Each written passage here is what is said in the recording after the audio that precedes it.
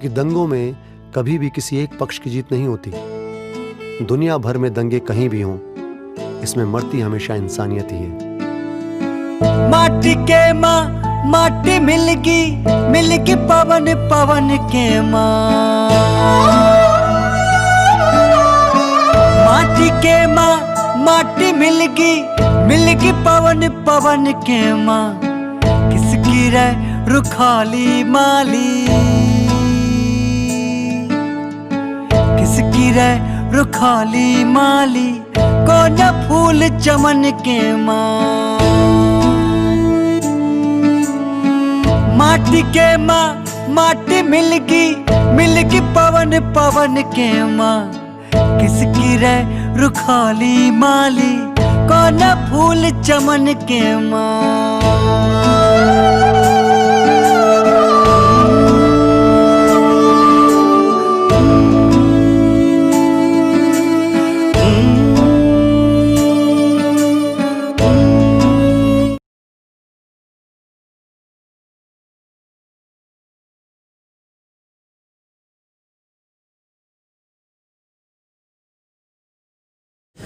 मैं कोई नहीं हूँ क्लीन चिट देने वाला। जब आप इन्वेस्टिगेट करते हो as a documentary film maker और आपको जिस बात के सबूत मिलते जाते हैं और तथ्य मिलते जाते हैं, आप खाली उनको ही दिखा सकते हो। अगर मेरे पास सबूत नहीं है तो मैं डॉक्यूमेंटेशन नहीं कर सकता उनका। मैं किसी को क्लीन चिट देने वाला कोई नहीं हूँ। उस फैक्ट जो मिलते गए और उससे जो श्रृंखला बनती गई, मुझे लगा ये सिर्फ जाट आंदोलन की बात नहीं है, ये चाहे गुर्जर आंदोलन और पटेल आंदोलन और सब में कुछ ना कुछ ऐसा आपको देखने को मिलता है। जहाँ कोई भी आंदोलन शुरू होता है उसमें नए नए नाम जुड़ते हैं, चाहे वो ये शाहीन बाग का ही आंदोलन लगा लो आज जो नया आ चुका है, बिल्कुल। या फिर वो जेएनयू का आंदोलन लगा लीजिए।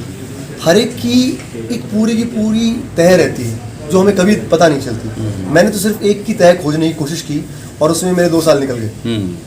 तो अगर सच्ची में जर्नलिज्म या कुछ करना चाहते हो, आपको मेहनत करके ढूंढना पड़ता है। मैंने सीएम से लेके और स्टूडेंट तक जितने भी लोग थे 37 दिन उन सबको शूट किया है, ऑल ओवर हरियाणा।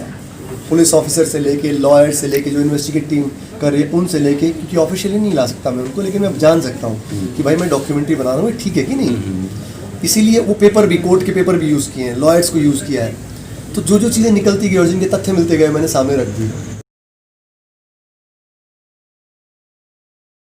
कोई भी बड़ा नेता है, अगर आप उसका इंटरव्यू लेते हैं, अगर वो आपको मना कर देता है इंटरव्यू देने के बाद, तो आप नहीं कर सकते उनसे सवाल जवाब। मैं सबसे एक साइन करवाता हूँ पेपर कि आप जो इंटरव्यू दे रहे हैं क्या आप इससे सहमत हैं, मैं इसको कहीं भी दिखा सकता हूँ, ऐसे पेपर होता है। तो जब हम उनसे साइन करवाने गए, उसने कहा आप हमारा इंटरव्यू मत दिखाइए। मुझे उनकी रीज़न नहीं पता। रीज़न बीइंग उस वक्त वो सब उनके ऊपर ईडी की वो रेड चल रही थी बहुत सारी। हो सकता है कुछ मानसिकता ना हो सकता है ये भी कि उनको लग रहा हो कि मैं किसी दूसरे ग्रुप से आया हूँ, उनसे लेके चला गया। एक फिल्म मेकर जिसको कोई जानता नहीं, वो अपने क्रू के साथ आपका इंटरव्यू लेता है, आप डर भी सकते हो कि शायद मुझे किसी ने भेजा हो। तो बहुत सारे तथ्य हैं। सवाल जो मेरे उनको पूछा शायद उनको ठीक नहीं लगा।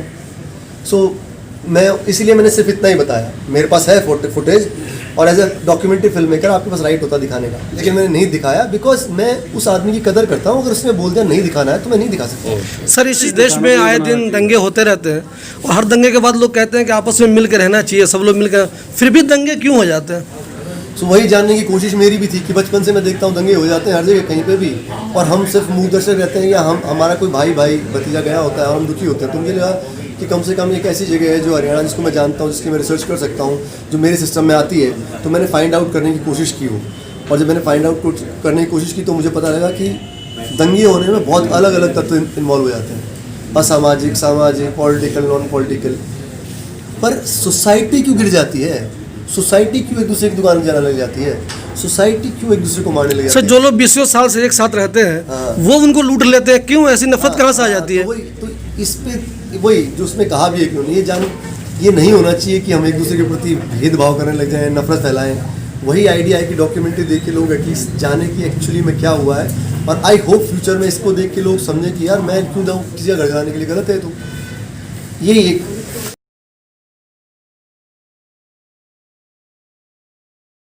मुझे ऐसा लगा कि चीर हरण पूरी सोसाइटी का हुआ है, हरियाणा का हुआ है। जिस तरह से जलाया गया है हरियाणा, तो जिस तरह से लोग मरे हैं, मुझे ऐसा लगता है जिस तरह से अब कुरुक्षेत्र में ही महाभारत घटित, वो जो अपना गीता ज्ञान है सब वहीं हुआ है, मेन युद्ध वहीं हुआ है। तो मुझे ऐसे उसका रिफ्लेक्शन रहता है कि हमारी सोसाइटी के साथ एग्जैक्टली वही हुआ जो कौरवों ने अपनी ही भाभी के साथ किया। वो भी तो घर की ही महिला थी ना उनकी, द्रौपदी कोई बाहर की महिला नहीं थी। यहाँ भी हमारे ही लोग थे और हम अपने ही स्टेट को जला रहे हैं, इससे बुरा क्या होगा। तो इस चीज़ मुझे सोसाइटी का लगा। सर इस देश में आए दिन दंगे कहीं ना कहीं हो ही जाते हैं, तो आपका इरादा कुछ आने वाले दिनों में कुछ ऐसे किसी दंगे पर डॉक्यूमेंट्री का इरादा है आपका? सर अभी बहुत मुश्किल है क्योंकि इस डॉक्यूमेंट्री ने ना मेरी लाइफ के 4 साल लिए और मेरे को मतलब डिप्रेशन में डाल के हॉस्पिटलाइज कर दिया। तो अच्छा, मैं अभी कमर्शियल फिल्म बना रहा हूँ। सर ऐसा कुछ लग रहा है कि आपको इस डॉक्यूमेंट्री में भी लोग प्रोटेस्ट करेंगे, हंगामा शुरू हो जाएगा? मुझे नहीं लगता। आपको देख के ऐसा लगा कि ऐसा हो सकता है इससे कि मैं नहीं चाहता कि किसी को नीचा दिखा के आप ऊपर उठो या कुछ करो। मेरा मानना है कि आप तथ्य दिखा दो, ऑडियंस को डिसाइड करने दो। और touch wood as I told you before also कि खुद जज साहब जिन्होंने फिल्म पास की उन्होंने लिखा है कि it is one of the most unbiased documentary he has seen. और वो कहते हैं कि ये डॉक्यूमेंट्री पीस की बात करती है, इसलिए इसको तो कॉलेज में स्टूडेंट्स को और स्कूल के स्टूडेंट्स को डॉक्यूमेंट्री दिखानी चाहिए, ताकि एक तो हिस्ट्री का भी पता लगता है, एक आपको आरक्षण का पता लगता है और एक आपको ये पता लगता है कि किस तरह की चीज़ों में हमें शामिल नहीं होना चाहिए। सर एक बताएं, इस मुल्क में रिजर्वेशन किसे मिलना चाहिए? अगर मिलना चाहिए तो किसे मिलना चाहिए? मैंने वो बोला है उसमें कि मेरे ख्याल से उसको मिलना चाहिए जिसकी आर्थिक हालत बहुत ख़राब है। आर्थिक किसी की भी ख़राब हो सकती है, जो बिलो पॉवर्टी लाइन है, जो हमारे बीपीएल फैमिली, चाहे वो किसी धर्म का हो, जो किसी धर्म का हो, ज़रूरी है उनको मिलना चाहिए।